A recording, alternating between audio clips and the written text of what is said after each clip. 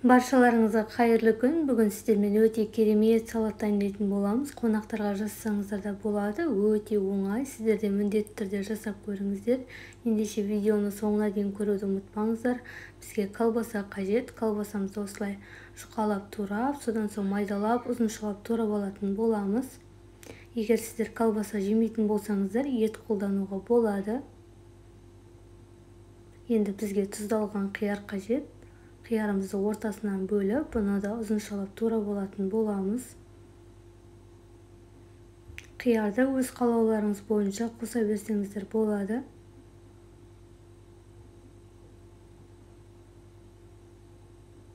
Енді бізге піскен жұмыртқа қажет. Сарысында ағында бірге турайтын боламыз.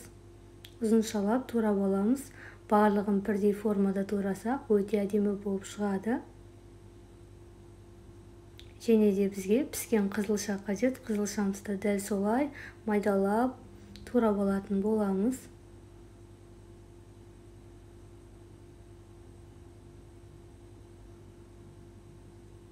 Және де бізге картофельный фай қажет.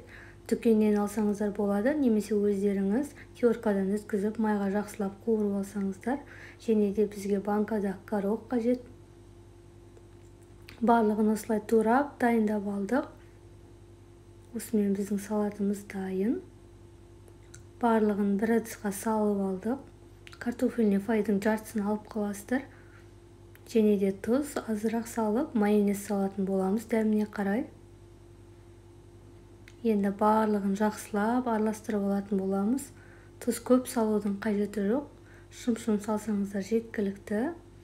Майонезді дәміне қарай қоса бересіздер. Барлығын жақсылап араластырып аламыз. Осымен біздің салатымыз дайын. Өте әдемі, дәмді болып шықты. Енді тарелкамызға салатын боламыз. Қышқыл, тәтті араласып, өте ерекше дәмді салат шықты. Сіздер де міндетті түрде жасап көріңіздер. Осылай өте әдемі болып шықты. Дәмі де тамаша болып.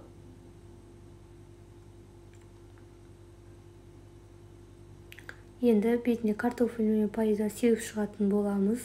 Сіздерге видео ұнаса лайк бас, комментарий қалдырып кетіңіздер. Менің каналыма тіркелмеген болсаңыздар, міндетті түрде тіркеліп алыңыздар. Каналымда күнделікті жаңа рецептер шығарып отыратын боламын. Осымен біздің салатымыз дайын. Сіздер де қазақша каналда міндетті түрде қолдау білдіріп кетіңіздер. Баршаларыңызға рахмет.